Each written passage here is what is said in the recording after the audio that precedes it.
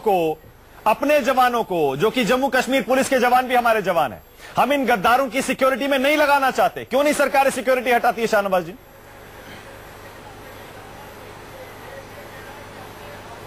देखिए, इसमें से बहुत से लोग हैं जो नजरबंद हैं, बहुत से लोग जेल के अंदर हैं। हुर्रियत के नेताओं की सिक्योरिटी ये बहाना लेते हैं, अगर इनको एक जरा खरोंच आ जाए तो ये कश्मीर जलाने की बात करते हैं।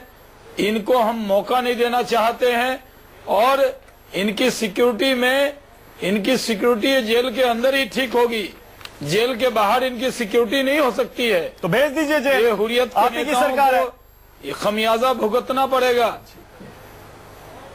चलाइए हत्या का मुकदमा मीरवाइज उमर फारूक पर चलती है, और उस भीड़ में अभी तक शाहनवाज जी जम्मू कश्मीर पुलिस ने सिर्फ 3 लोगों को आइडेंटिफाई किया है। 2 लोग पकड़े, बहुत सारे लोग दिख रहे हैं और इसमें जो कॉन्स्पिरेसी जिसने की है वो बड़ा से बड़ा व्यक्ति हो, वो छोड़ा नहीं जाएगा। यहाँ अयूब पंडित की शहादत बेकार नहीं जाएगी।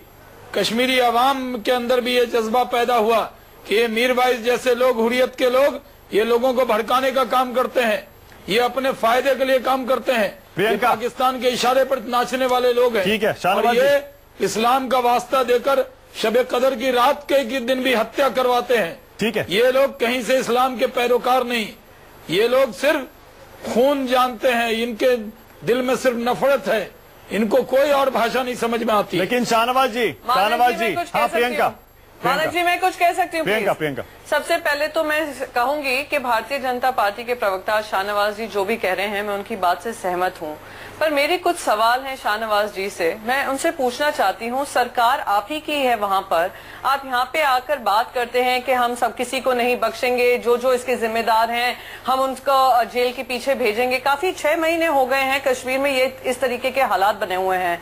आज भी हमारे सैनिक वहाँ पे शहीद हो रहे हैं, कल ही 2 सैनिक शहीद हुए हैं आज। और देखिए, ये आपकी हिपोक्रेसी देखिए, माफी मांगूंगी ये वर्ड यूज कर रही हूँ, पर आप वहाँ पे 6 पुलिसकर्मी मरते हैं, ना ही आपके कोई भी लीडर या कोई ऐसा रिप्रेजेंटेटिव जाता है उन पुलिसकर्मियों के घर पे या उनसे पूछता है या कोई मैं कहूंगी संवेदना प्रकट करता है। सेम आपकी जो चीफ मिनिस्टर साहिबा हैं, बड़ी बड़ी बातें करती हैं, पर जब भी बात होती है कुछ काम करने की, वो पीछे हट जाती हैं। बुरहान वानी को के परिवारजनों को आप लोग मुआवजा हर महीने देते हैं, और यहाँ पर हमारे पुलिसकर्मी शहीद हो जाते हैं, उनके घर में जाने का समय भी आप लोगों को नहीं मिलता है। बात करना एक बात होती है, आप टीवी पे आकर बोलते हैं, बहुत सारी बातें हम उनकी भी सुन रहे हैं, चीफ मिनिस्टर साहिबा की, पर जब एक्शन होता है ऑन ग्राउंड, शहीद तो हमारे जवान हो रहे हैं, शहीद तो हमारे पुलिसकर्मी हो रहे हैं, ना ही सरकार। शाहनवाज जी, आरोप सीधा है कि वो हालात आपकी सरकार की वजह से बने, वाले लोग जिस हालात में हमारे सुरक्षा के जवान और पुलिसकर्मी मारे जा रहे हैं, कोई अकाउंटेबिलिटी ली जा रही है। शाहनवाज जी, मैं जवाब दे रहा हूँ इनको। प्रियंका जी बोल लें तो मैं जवाब दे दूं। जी दीजिए। जी देखिए, क्या है कि कश्मीर के अंदर कांग्रेस भी टेलीविजन पर जब भी आती है तो कांग्रेस के प्रवक्ता इस बात को वो हुर्रियत और आतंकियों और पाकिस्तान की मजम्मत करने की जगह वो बीजेपी की मजम्मत करने लगते हैं, सरकार को घेरने लगते हैं। एक अलग परिस्थिति का स्टेट है, उसके अंदर पाक स्पॉन्सर टेररिज्म है। कांग्रेस की विरासत में वो ऐसी आपने वहां हमें माहौल दिया है जिसको ठीक करने में हमें पूरी मेहनत करनी पड़ रही है। अगर काश गलतियां 47 के वक्त में न हुई होती और राजीव गांधी जी के वक्त में नहीं हुई होती, तब आप कहती कि ये बात सही है। लेकिन आप ये समझ जाइए कि जहां पाकिस्तान स्पॉन्सर टेररिज्म से लड़ रहे हैं, जहां हुर्रियत जैसे लोग पाकिस्तान के इशारे पर लोगों को भड़का रहे हैं, हम पूरी क्या बीजेपी की ईमानदारी पे प्रियंका जी आपको शक है कि बीजेपी वहाँ अमन नहीं चाहती? बीजेपी कश्मीर की स्थिति को ठीक करना नहीं चाहती। अरे हमारा तो वजूद है, हमने कहा जहाँ हुए बलिदान मुखर्जी वो कश्मीर हमारा है। हमने तो कश्मीर के लिए शहादत दी है, हमारे नेता ने कश्मीर के लिए अपने प्राण निछावर किए हैं। और आप जब कहती हैं कश्मीर के हालात कब बिगड़े, आप कश्मीर के हालात कब बिगड़े? या जब राजीव गांधी जी प्रधानमंत्री थे वो जो हालात बिगड़े उसको ठीक किया, वो हमारी सरकार के जमाने में चुनाव हुए, बताइए जब अटल बिहारी वाजपेयी जी, मैं वही कह रहा हूँ प्रियंका जी, जब वाजपेयी जी प्रधानमंत्री बने, निष्पक्ष चुनाव कराए, जब अभी नरेंद्र मोदी जी ने निष्पक्ष चुनाव कराए, हमने डेमोक्रेसी को मजबूत किया, हमने आतंक के सामने डेमोक्रेसी की ताकत खड़ी। आज हम अगर आतंक के सामने डेमोक्रेसी को मजबूत करके खड़ा कर रहे हैं तो आपको अप्रिशिएट करने की जगह इसमें भी आपको सियासत लगती है, इसमें भी बीजेपी की आलोचना लगती है। अरे आप कहिए कि सरकार मजबूती से काम करे, कांग्रेस साथ खड़ी है। आप लोगों का काम है सिर्फ आलोचना करना, सिर्फ निंदा करना। ये निंदा आलोचना कहीं और मुद्दे पर कीजिए, कश्मीर के मुद्दे पर जिसमें हम पाकिस्तान से लड़ाई लड़ रहे हो, जिसमें पाकिस्तान के टेररिज्म से लड़ाई लड़ रहे हो, उसमें आपको सियासत नहीं करनी चाहिए। ठीक है, अब एक सेकंड रुक जाइए शाहनवाज जी, शाहनवाज जी प्लीज एक सेकंड रुक जाइए, एक सेकंड रुकिए। अब जरा जनरल साहब को भी जरा सुनिएगा कश्मीर की सिचुएशन पे, क्योंकि हालात के ऊपर भी चर्चा करना जरूरी है। एक बात बताइए सर, जनरल साहब मुझे एक बात बताइए, जनरल साहब क्या टेररिस्ट कश्मीर के बौखलाए हुए, क्या जो ऑपरेशन ऑल आउट हमारी आर्मी वहां पर चला रही है सारे 200-250 आतंकियों को न्यूट्रलाइज करने के लिए, क्या उसी का यह नतीजा है कि अब निहत्थे पुलिसकर्मियों पर या निहत्थे उमर फैयाज पर इस तरह से हमले किए जा रहे हैं? देखिए, इसमें 3-4 चीजें आपको जरा और मुझे जरा तसल्ली से सुनिएगा। हाँ। पहली बात तो यह है कि जो आज कश्मीर की हालात है वो काफी गंभीर है, इसमें कोई निसंदेह नहीं कि सेना ने जो पिछले 2-3 महीने में ऑपरेशंस किए हैं, बहुत एग्रेसिवली ऑपरेशंस किए। लेकिन दूसरी बात आपको माननी पड़ेगी कि सेना अकेली जो है कश्मीर में शांति नहीं ला सकती।